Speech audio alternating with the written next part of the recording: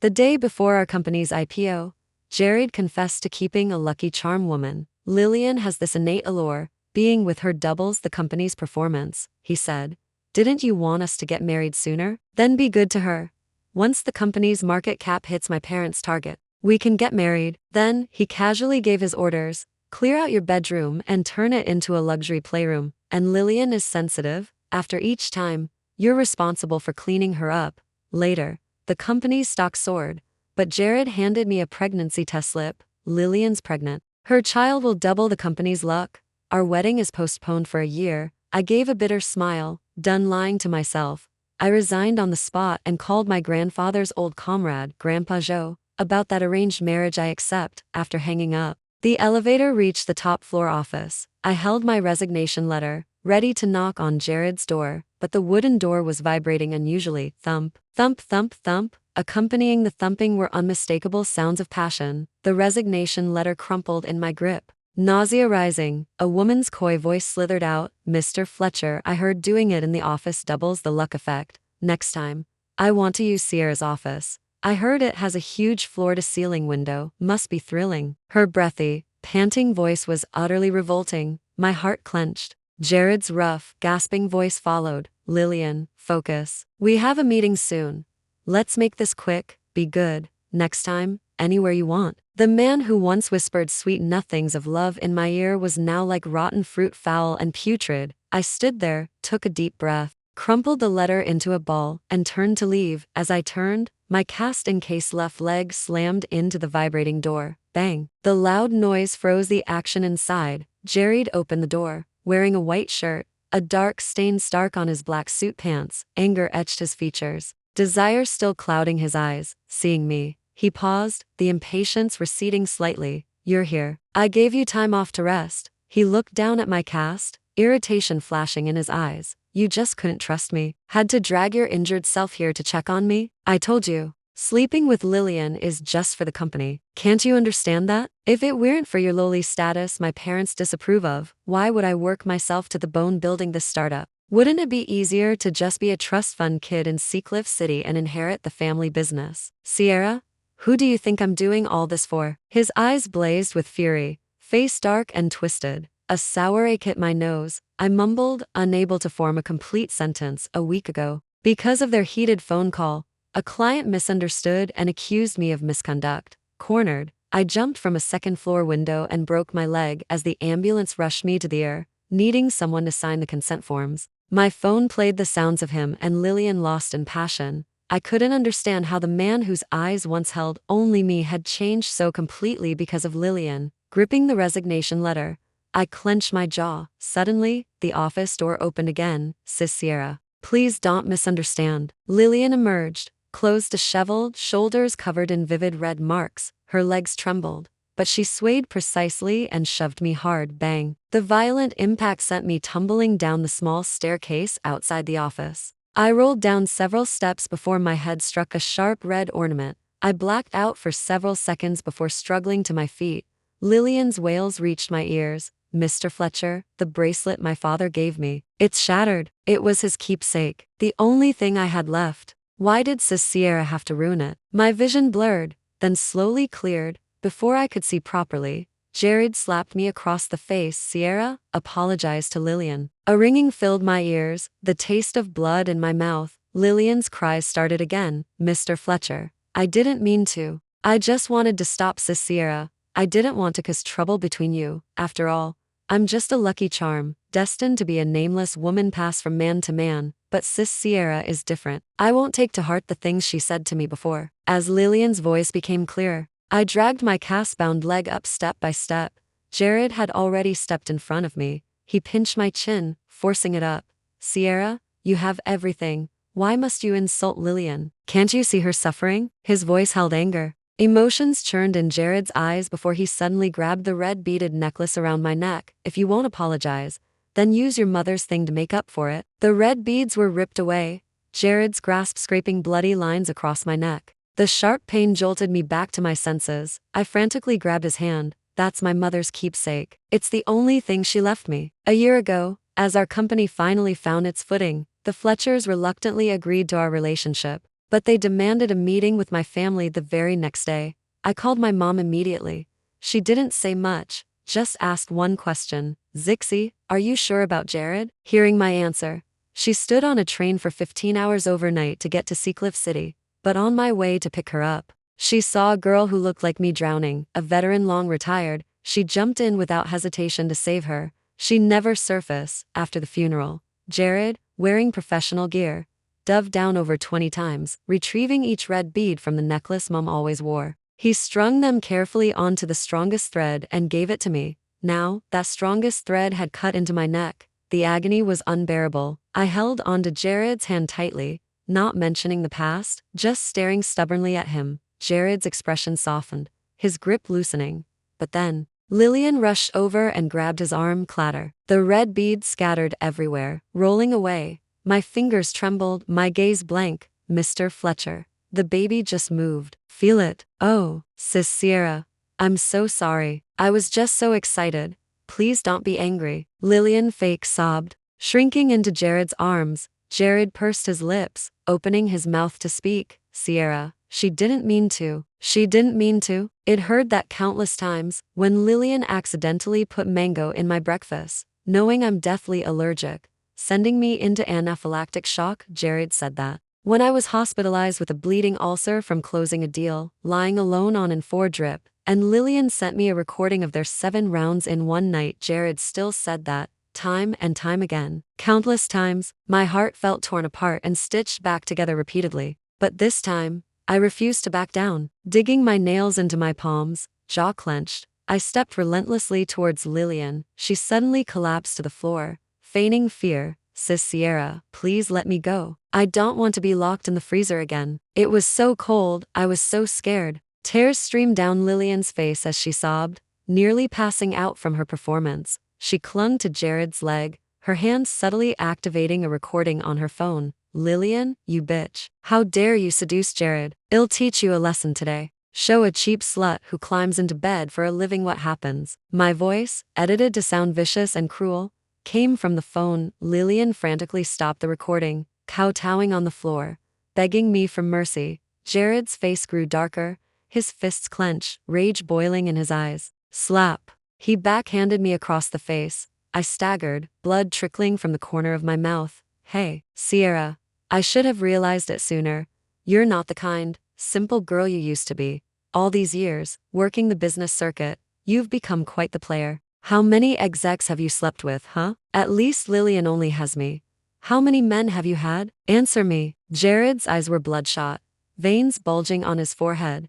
He looked at me with utter disgust. Then, a twisted smile appeared on his lips. You like locking Lillian up, do you? Today, I'll let you taste what it feels like to be hurt. He called security, who dragged me by my arms into the elevator. Bang. The doors closed, and the lights inside went out completely. In the confined darkness, all I could hear was my own ragged breathing and pounding heart. Thump, thump, thump. I pounded on the elevator door, trembling uncontrollably. Jared, open this door. I can't be in here. As I screamed, my breathing grew faster, muscles seizing. Then, Lillian's voice came over the elevator intercom. Mr. Fletcher, please let Sis Sierra out. I wasn't hurt that day, just scared. But Sis Sierra is so delicate, she can't handle this. Delicate? Jared's scoff echoed through the elevator. Sierra is delicate. When I was trapped in Western River during a business trip, nearly dying in a mudslide, she was out partying and hiring male models. She's not just delicate, she's cold and heartless. If it weren't for you coming to rescue me,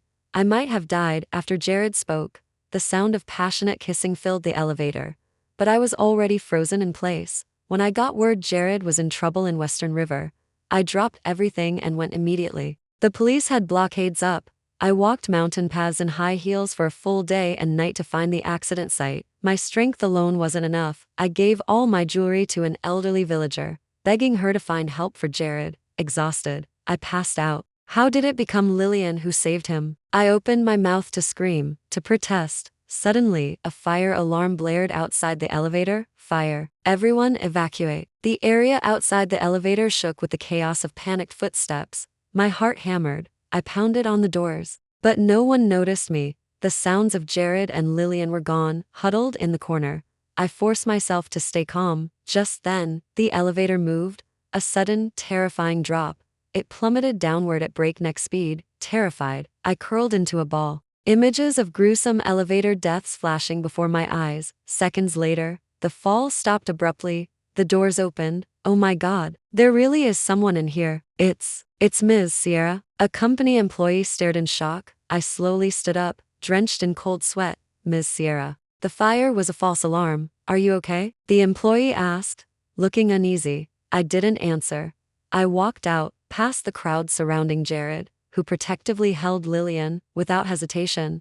I handed my resignation letter to the nearest employee and left, back at my small apartment. My phone buzzed. Zixie, you really agreed to the marriage alliance? I'll send Ray's info right away. He's over 30 and still single. Many old comrades tried setting him up, but he always refused.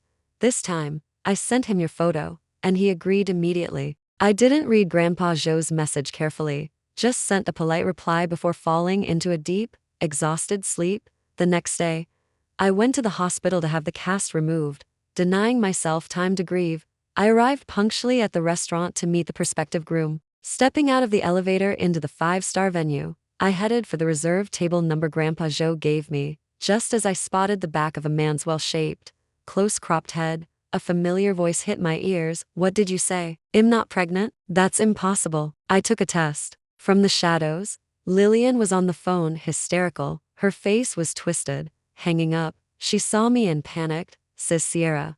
What did you just hear? Not even bothering to control her expression, she rushed over and grabbed me tightly. I let out a light laugh, repeating her words verbatim. Her eyes widened with sheer fury. Sierra, you deserve to die. Her nails dug into my palm. I winced and shook her off. Her feral expression suddenly shifted. She threw herself backward dramatically. Crash. She collided with numerous chairs, landing on the floor, blood pooling between her legs. Lillian. Jared's voice came from behind, eyes bloodshot. He slammed me against the brick red wall, his hand vice-like around my neck. Sierra, how did you become so vicious? Lillian is innocent. What's between us has nothing to do with her. Breathing became difficult. Spots danced before my eyes, tears falling uncontrollably. In my fading consciousness, memories flashed past, from the girl too shy to drink one glass of wine, to the woman who closed 100 million deals at banquets, from blushing at any male contact, to calmly schmoozing pot-bellied businessmen. Every change I made was to be worthy of Jared Fletcher, heir to the Fletcher fortune of Seacliff City. Now, Jared was accusing me of being vicious. Disgust washed over me like a tidal wave. I wanted nothing more to do with him. Summoning all my strength, I pulled off my engagement ring and threw it to the floor. Gasping, I forced out the words, one by one. Jared, we are done. Jared's face went pale, his eyes trembled, and he released his grip abruptly. What did you say? He stammered, body shaking slightly. Behind him, Lillian's cries fell on deaf ears. He seemed to hear only a high-pitched ringing. The tips of his ears turned red. He reached out, as if to touch my bruised neck. Suddenly, a sharp, authoritative male voice cut through the tension. The man with the close-cropped hair strode over, eyes blazing with cold fury. Jared, laying hands on your aunt? Do you have a death wish? Uncle Ray, you're back. Jared frowned, his eyes icy. He took a step back, trying to explain. Uncle Ray, you must be mistaken. This is Sierra, my fiancée. We even sent you our engagement announcement. Jared's words were cut off as Ray spoke coldly. Did you? I don't recall. But now, Sierra is my fiancée. Ray's sharp, phoenix eyes held an intimidating pressure. Jared's face darkened. He bent down, trying to help me up. Ray moved first, sweeping me up into a bridal carry. Jared, disrespecting your aunt will settle that score later then. He lowered his voice, speaking near my ear. Does it hurt? I'm taking you to the hospital now. I pressed my lips together, nails digging into my palms, refusing to let the tears fall. Jared suddenly grabbed the hem of my shirt. Frantic. Sierra, let's not involve outsiders. Come back with me. We can talk this through properly, okay? He spoke softly, the panic in his voice almost palpable. As if drowning, he seemed to have only one thought. If I left today, he would lose me forever. I looked at Jared coldly. Then after a few seconds, rasped with sarcasm. Shouldn't you check on Lillian first? She looks like she's in bad shape. wait a second longer, and she might pass out. Aren't you afraid something happens to your precious lucky charm and hurts company profits? The self-mockery in my tone was unmistakable. Once, we were both obsessed with the IPO, obsessed with winning his family's approval. Our love had long veered off course, evaporated into nothing. Now, we were just tearing off this disgusting fig leaf. A deep weariness washed over me. Jared, it's really over. Let's just part ways civilly. Before I could finish, Jared suddenly shouted, his voice harsh. The menace in his eyes was like a sudden tidal wave. Wanting to destroy everything, Sierra, I know I've gone too far sometimes, but we had 7 years together, all those shared experiences. I don't believe you can just forget. Let's both calm down first. His jaw was tight. He took a step closer. Sierra, this is between us. We don't need outsiders interfering. Let me just get Lillian to the hospital, and we'll talk properly tomorrow. His words were cut short as Ray kicked him hard, sending him sprawling to the floor. Jared, must I repeat myself? Sierra now has only one identity.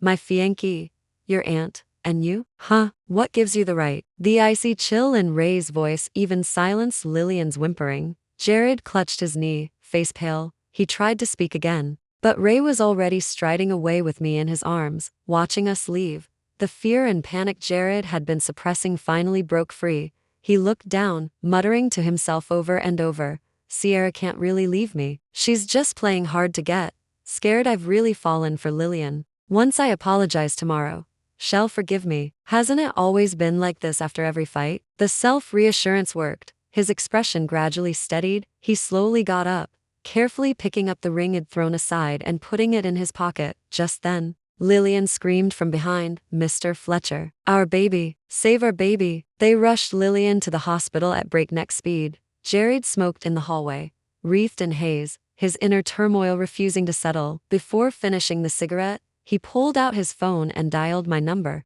The number you have dialed is currently switched off. He tried several times, his frown deepening. His fingers trembled slightly. He called his mother, Evelyn Fletcher. Mom, Uncle Ray is back. Did you know? And he has a fiancée? Did you know about that? On the other end, Evelyn spoke with a thick Seacliff City accent. How could that be? How could he possibly have a woman? And what about you and that Lucia or whatever? This family doesn't approve. What kind of proper Fletcher hostess is seen drinking and socializing with men outside? Jared stopped listening to his mother's vitriol. He finished his cigarette, only to burn his fingers on the stub. Suddenly, a wave of unease hit him. Before he could process it, his phone chimed with 2 simultaneous notifications. My fiancée Sierra, my fiancé. Jared's face froze completely. He clicked open the posts, disbelieving, reading them over and over. The words remained the same. Bang. He kicked over a hospital trash can, loosening his tie with one hand. He turned to leave but was stopped by a rushing doctor. Mr. Fletcher, Ms.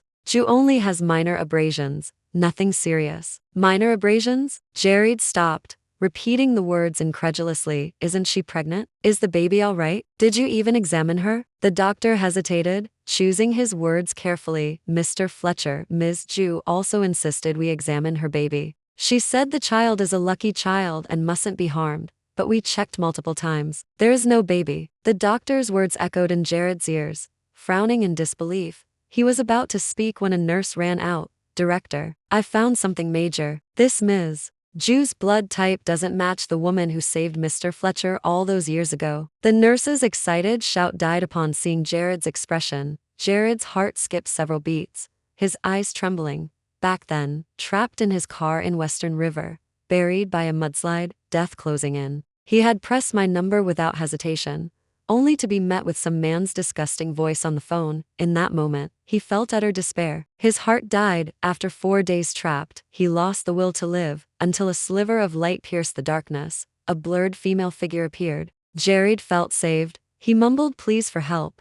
Warm liquid was fed to his lips. He later learned it was her own blood.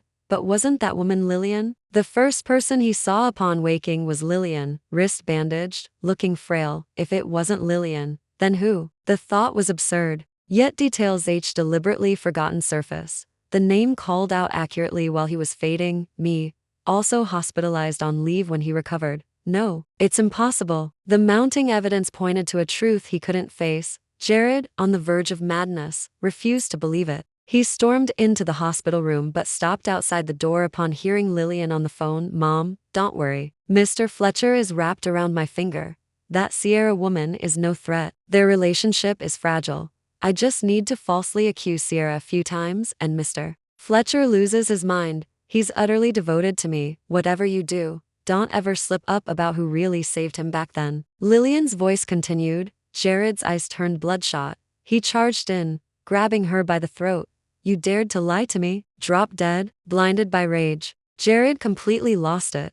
Lillian's face turned purple as she struggled for air. Mr. Fletcher, I'm the lucky charm. Hurt me. And what about the company? Jared's face was contorted with madness. Lucky charm? You think I believe that? That was just an excuse to get back at Sierra. But you lied to me. He tightened his grip, intent on killing her. Just then, his phone rang. Son, your uncle really has a fiancée. How come her name sounds so much like that Sierra? He's bringing her home tonight. You must come back. His mother's voice pulled him back from the brink. Jared released his grip, stumbling backward out of the room. Right? I still have a chance to fix this. Sierra, how could she not love me? At Seacliff City Military General Hospital, I stared in shock at the relationship status update it just posted. I officially announced I was with a man I'd just met, who happened to be Jared's uncle. The absurdity made my head spin. My hands trembled uncontrollably. I closed my eyes, remembering what happened an hour ago. After confirming I was physically okay, Ray seriously detailed his background, financial status. After the introduction, a slight smile touched his lips. A flicker of nervousness passed through his beautiful phoenix eyes before vanishing, his voice deep and resonant. He made a proposal. Sierra, shall we give it a try? What followed was those to social media posts. I hadn't realized his give it a try meant jumping straight to being engaged. My emotions were a tangled mess, thoughts chaotic. Then, Ray suggested taking me to the Fletcher family mansion. According to Ray, after his parents died in service, the Fletchers adopted him. Thinking of Evelyn's sharp tongue and Vincent Fletcher's snobbery, my anxiety was replaced by cold detachment. The Fletchers would never accept Ray being with me. Standing at the entrance of the Fletcher mansion, memories flooded back. My first meeting with Jared's parents, thrown out by a servant, landing in a heap on the ground, his mother's birthday, mocked for not knowing high society etiquette in Seacliff City, locked in a bathroom for a full day and night, waiting joyfully for my mom to discuss the engagement, only to receive news of her death. Seeing the barely concealed relief on the Fletchers' faces, it was all vividly clear. I clenched my fists, turning to Ray. Mr. Gu. Ray, maybe we should call this off. Il explained to Grandpa Joe. Don't feel obligated. Before I could finish, Ray frowned. He took my hand, interlacing our fingers firmly. What's there to fear? I'm bringing you here today to establish dominance and settle scores. You don't need to be afraid, others should be. His words held a deeper meaning I didn't quite grasp. The Fletcher door opened before I could ask. A middle-aged woman stood there, bowing obsequiously. Master Ray, you're back. And this must be your fiancé. What a perfect match.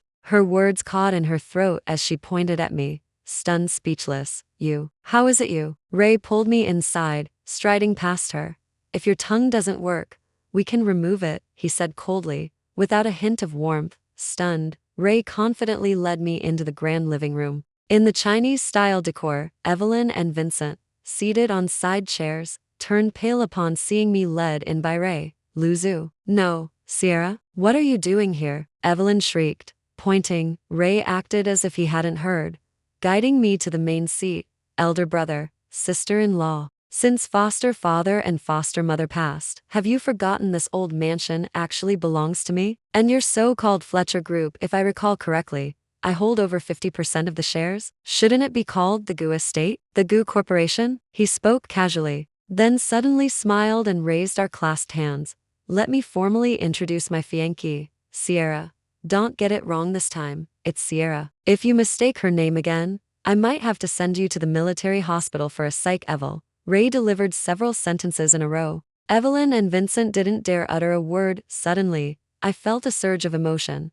So this was how a man could protect the woman he loved against family pressure and scorn. He could shield her from any slight. Walking out of the mansion later, my heart felt free of shadows and insecurity. I looked up at Ray. Thank you, I said sincerely. His phoenix eyes, under the warm light, reminded me of the warm glow of my mother's beads, slowly warming my heart. I opened my mouth to thank him again. Suddenly, the sound of a car speeding approached. A red Maserati screeched to a halt nearby. Jared emerged, looking haggard. He held a string of gleaming red beads. Sierra, I found your mother's beads. Not a single one is missing. Nearly begging, tears welling in his eyes, Jared walked towards me, holding out the beads. Sierra, I know I was wrong. I found them again. Give me one more chance, please. We were together 7 years. About to get married. Didn't you always want a beach wedding? I've booked it. Just say the word, and we can have the wedding immediately. His hands shook. The red beads slipped several times, but he frantically caught them. Hey. A light, involuntary laugh escaped me. I walked up to Jared. Didn't even glance at him, took the beads from his hand, turned, and left. Sierra. The light in Jared's eyes dimmed completely, but the next second, he reached out and grabbed my arm tightly. His eyes were desperate. Sierra. Remember our engagement ring? The one I bought with my first bonus when we lived in that rented apartment here. Right here. Sierra, look. Our initials are engraved. Bending down, pulling me, he desperately tried to show me the ring's special feature. Suddenly, he froze. Here. Why are the initials gone? Utterly confused, Jared frantically checked if he had the wrong ring.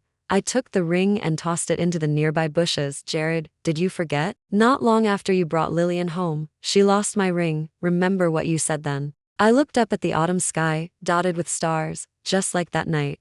But this time, my heart was calm. You said we could just buy an identical one, so I bought one myself. But I never had the initials engraved again. Jared, some things changed long ago. It's over between us. Completely. I spoke softly, finally letting go. But Jared roared, cutting me off. No, I don't accept it. It can't be over between us. Eyes bloodshot, jaw clenched. Jared was like a cornered animal, ready to fight to the death. I said nothing more. He tried to step closer, but Ray stepped forward, kicking Jared squarely in the abdomen. Jared, show some respect to your aunt. I let you talk this long only to give Sierra proper closure. Now, get lost. Speaking casually, Ray put his arm around me to leave. Behind us, Jared, clutching his stomach, pale-faced, crawled forward step by step. Sierra, don't go. His voice was wretched, filled with boundless agony. It felt like something inside Jared had truly died. He struggled with all his might to hold on, but it was utterly futile, until my figure disappeared completely. The emotional shock was so great he coughed up a mouthful of blood before losing consciousness. He heard someone anxiously calling his name, cracking his eyes open with immense hope. Jared saw his mother's sharp face. Jared, what happened? Did that little tramp Sierra do this to you? It'll make her pay. His heart ached terribly. Jared let himself be swallowed by darkness. Waking again in a hospital bed, he stared numbly at the ceiling. Outside the room, Evelyn, carrying an expensive purse, was bossing around the doctors, expressionless. His phone buzzed. He brought me to the seaside. Jared's hands trembled. His eyes filled with extreme obsession, veins bulging on the back of his hands. He ripped out his phone and ran out of the hospital. Secretary Zhang, book me a flight to Hainan. I need to leave immediately. Hanging up, he rushed back to his villa. Opening the door, he found it looked ransacked, cleaned out as if by thieves. All the priceless antiques in the living room were gone. Even the wine collection was smashed, liquid pooling on the floor. Frowning, Jared entered the bedroom and checked the security footage. The footage from days ago showed Lillian leading a group of shabbily dressed men and women, systematically looting the villa. His expression turned sinister.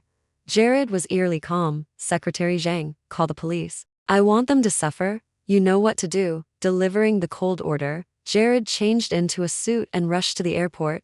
Hours later, the plane landed in Hainan.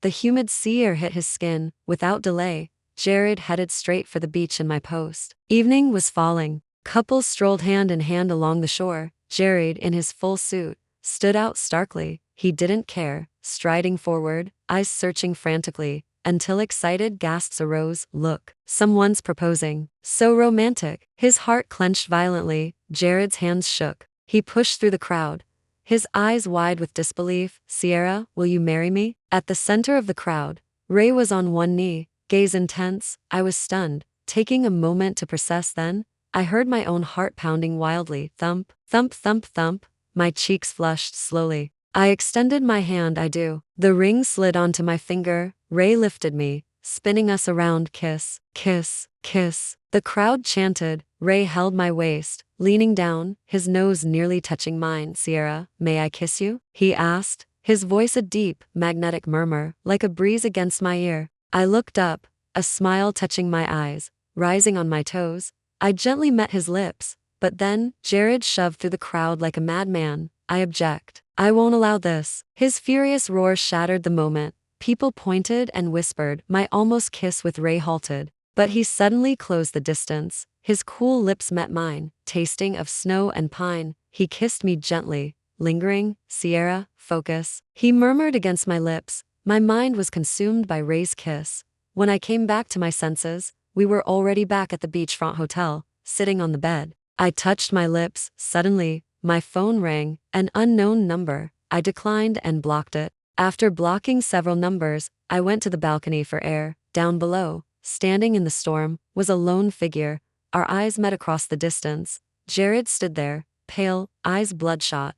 I stared back impassively, turning to go inside. Just then, shouts erupted below. Help! Someone's collapsed. Unfazed, I sat back on the sofa, fiddling with the engagement ring Ray had given me. Suddenly, I noticed the ring's design looked familiar. A memory surfaced. As a child, it once molded a mud ring and proposed to an older boy. My hands trembled. Tears welled in my eyes as I traced a small, clumsily carved floral protrusion. This? I whispered. Ray emerged from the shower. I looked up at him, a silent question in my eyes.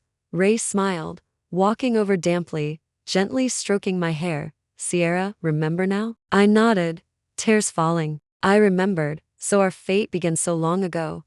Though we missed many years, fate brought us back together in the end. It was always meant to be us. That's all for today's story. Thank you for listening. This is when love turns into harm. The tales I share, drawn from life or woven from imagination, are meant to offer you connection, reflection, and perhaps solace or newfound strength. If you long to see your own reflection in others' journeys, or seek a glimmer of light within the maze of emotions, subscribe to When Love Turns into Harm. Listen with your heart. Explore the stories of life.